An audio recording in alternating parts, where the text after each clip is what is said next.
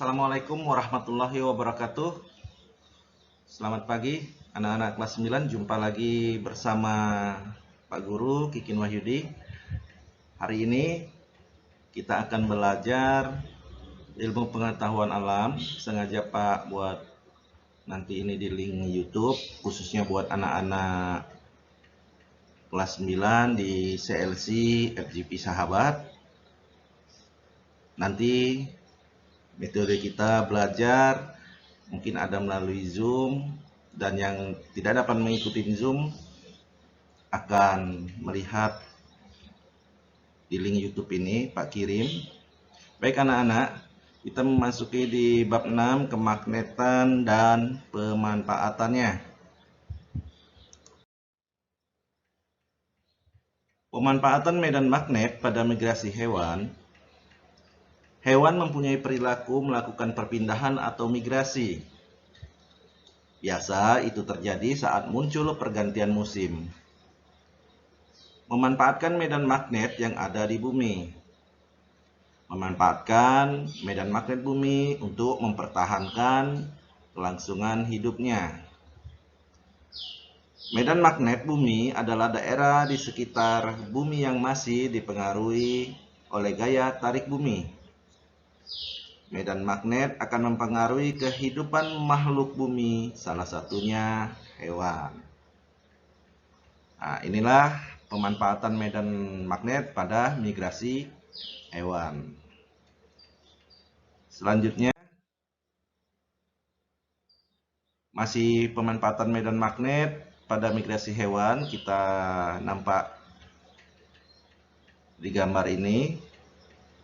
Migrasi burung. Nah, dia salah satunya tadi disebabkan oleh perubahan musim. Kedua, migrasi ikan salmon. 3, migrasi penyu. 4, migrasi lobster duri. 5, migrasi dalam tubuh bakteri. Oke, selanjutnya B, teori dasar kemagnetan. Ini meliputi yang pertama, konsep gaya magnet. Kedua, teori kemagnetan bumi. 3, gaya Lorentz.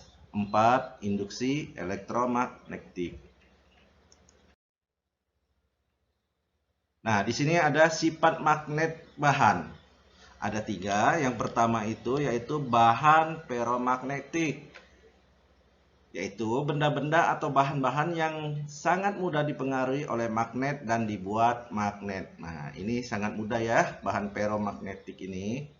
Seperti besi, baja, nikel, dan kobalt.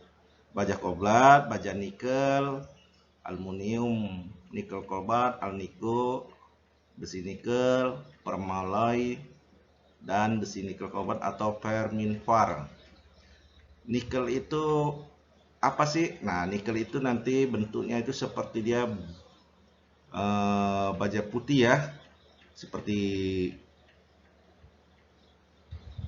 unsurnya itu masih seperti baja putih. Dan kobalt itu juga sama, dia warna keabu-abuan. Dia ini sangat mengandung racun, kobalt ini ya, jadi berbahaya kalau disentuh juga dengan tangan.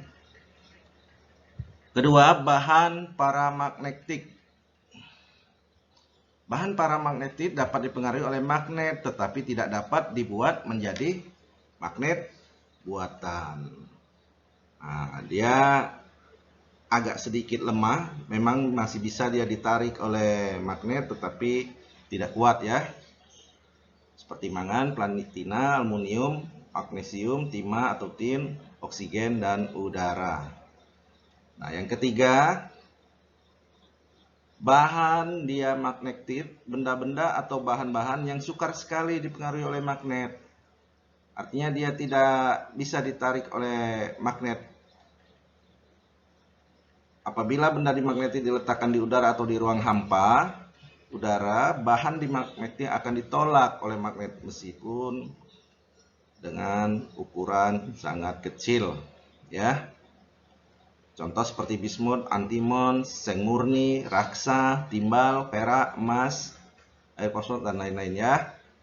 Nah, inilah sifat magnet bahan. Ini yang harus kamu ketahui juga. Jadi apa yang boleh ditarik oleh magnet, ada yang kuat, ada yang lemah, dan ada yang tidak bisa sama sekali ya.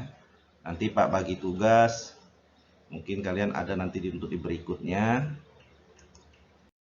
Nah, ini perhatikan atau amati dengan teliti kuat atau lemah tarikan yang ditimbulkan oleh magnet.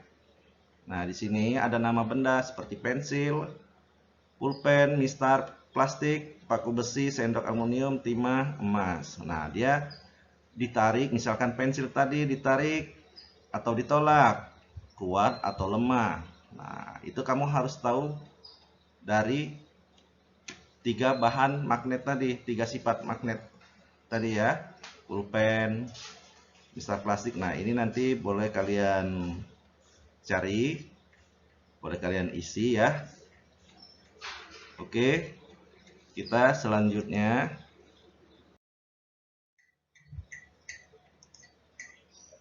sifat-sifat kutub magnet. Nah, kutub tidak senama, dia akan tarik menarik. Nah, dia di sini tadi note yang merah ini pada magnet dan short pada warna biru, dia akan tarik menarik kalau dia tidak senama. Itu harus tahu. Nah, ini kutub tidak senama tarik menarik. Perhatikan dia akan tarik menarik pergerakannya. Ya. Tergantung kekuatan magnet itu, maka kalau magnetnya besar dia akan tarik menariknya akan kuat. Selanjutnya, nah, kutub senama dia tolak menolak. Kalau utara dengan utara, dia akan tolak menolak, ataupun sebaliknya selatan dengan selatan dia akan tolak menolak. Perhatikan tuh. Ya. Nah, dia tidak bisa, akan menolak menolak. Oke, selanjutnya magnetnya. Oke, selanjutnya cara menghilangkan sifat kemagnetan bahan. Memukul magnet dengan benda yang keras. Jadi cara menghilangkannya itu yang pertama memukul magnet boleh dengan palu ya.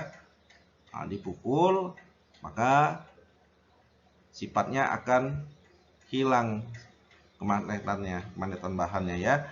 Kedua mungkin dengan membakar magnet. Nah, apabila magnet dibakar juga akan mempengaruhi sifat kemagnetan bahannya ya. Tiga, mengalirkan magnet dengan arus bolak-balik. Ya, dia juga akan mempengaruhi sifat kemagnetannya ya. Oke, selanjutnya garis-garis gaya magnetik di sekitar penghantar lurus. Perhatikan arah arus ke atas, arah arus listrik ke bawah ya. Medan magnetik simbol B di sekitar kawat penghantar lurus yang dilalui arus listrik berbentuk lingkaran dan dapat ditentukan dengan aturan tangan kanan tadi ya. Kita sudah, nah ini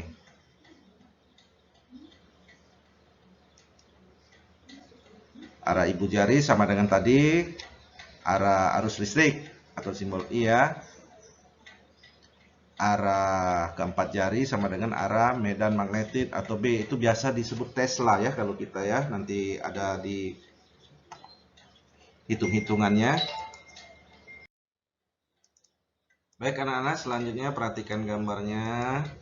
Besar medan magnet dari magnet listrik ditentukan oleh beberapa faktor ya. Nah, watt arus yang mengalir pada kumparan. Jadi semakin besar arus yang mengalir, semakin besar medan magnetnya. Jumlah lilitan kumparan ya, jumlah lilitan pada kumparan, semakin banyak dia jumlah lilitannya, maka semakin besar medan magnetnya pula ya. Nah, bahan inti di sini bahan inti yang dimasukkan pada kumparan ya. Jadi perhatikan ketiganya selanjutnya. Nah, ini gaya Lorentz. Apa itu gaya Lorentz? Nah, gaya Lorentz adalah gaya yang timbul akibat interaksi penghantar berarus dalam medan magnet. Penentuan arah gaya ditentukan oleh arus dan medan magnet. Metode ini dikenal dengan kaidah tangan kanan. Nah, kaidah tangan kanan,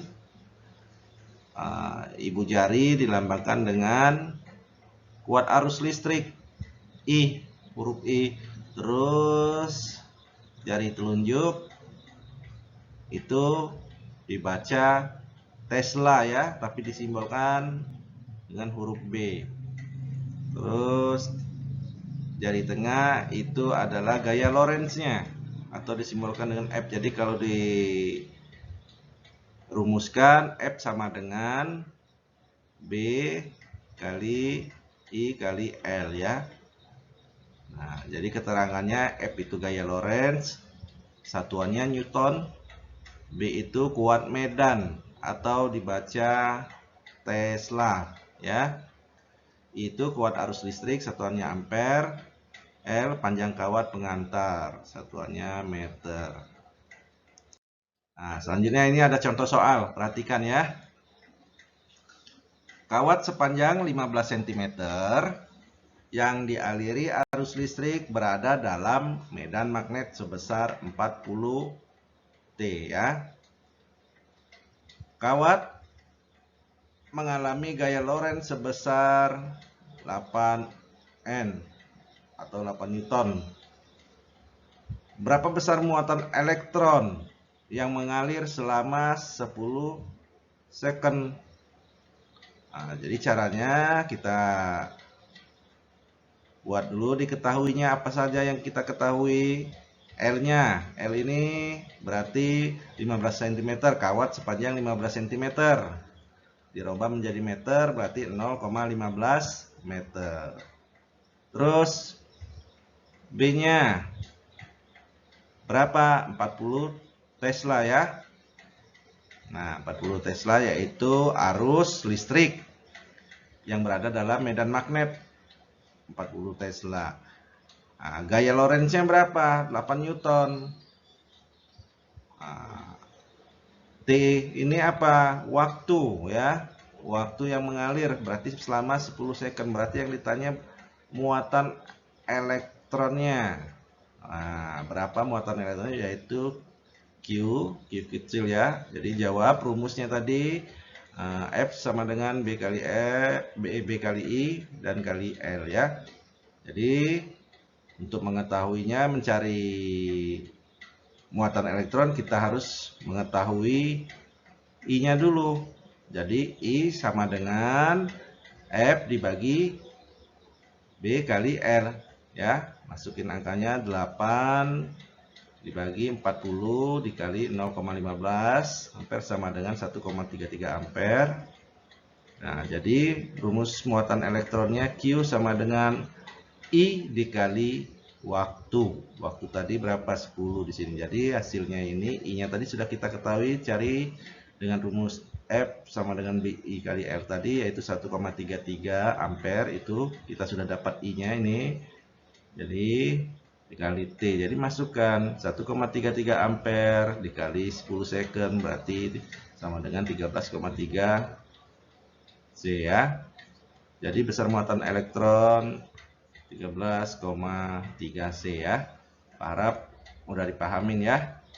Tinggal masukkan rumus saja, nanti sesuaikan kalau ada soal. Jadi harus dulu dibuat diketahuinya, jadi ditanyakannya, jadi kita bisa tahu. Nah, berikutnya anak-anak ini untuk tugas kalian di rumah. Ada Pak bagi 2 soal, latihan soal. Yang pertama, sebuah kawat tembaga sepanjang 20 meter dialiri arus listrik sebesar 8 ampere. Jika kawat tersebut tegak lurus berada dalam medan magnet sebesar 10 Tesla, berapakah gaya Lorentz yang timbul? Berarti ini yang ditanyakan F-nya, gaya Lorentz-nya. Yang kedua, jika gaya Lorentz yang ditimbulkan oleh kawat tembaga sepanjang 2 meter dan dialiri arus listrik sebesar 4 meter 4 meter ampere adalah 40 Newton, maka berapakah besar medan magnet yang lingkupi kawat tembaga tersebut ya? Nah, silakan kalian kerjakan di rumah ya. Nanti boleh kirim ke WA pribadi Pak nanti minggu depan ya. Pasti jam perjumpaan Pak. Oke anak-anak, cukup sekian. Semoga bermanfaat buat kalian dan mudah dipahami. Apa-apa yang tidak dipahami boleh bertanya dengan Pak melalui chat pribadi ya. Terima kasih Pak ucapin. Assalamualaikum warahmatullahi wabarakatuh.